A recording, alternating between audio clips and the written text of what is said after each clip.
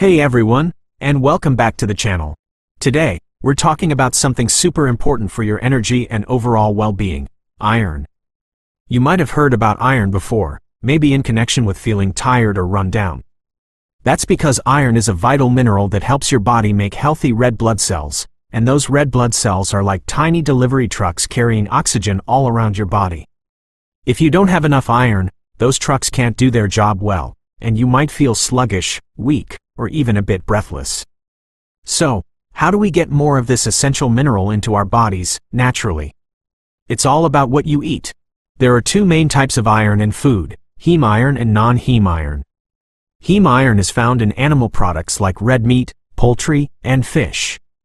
Your body absorbs this type of iron really easily, which is why things like lean beef or chicken are often recommended if you're trying to boost your iron levels.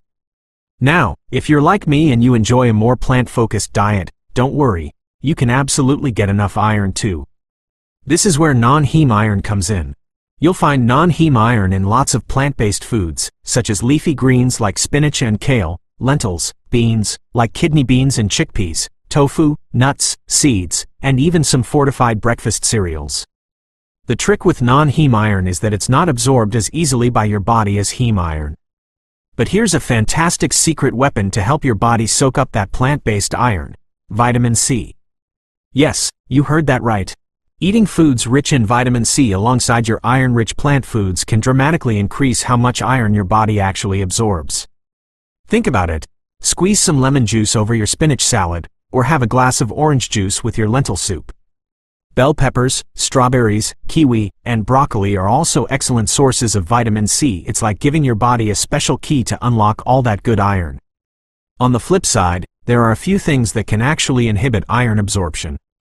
Calcium, found in dairy products, can sometimes get in the way, so try to separate your iron-rich meals from your calcium-rich ones if you're really trying to maximize absorption.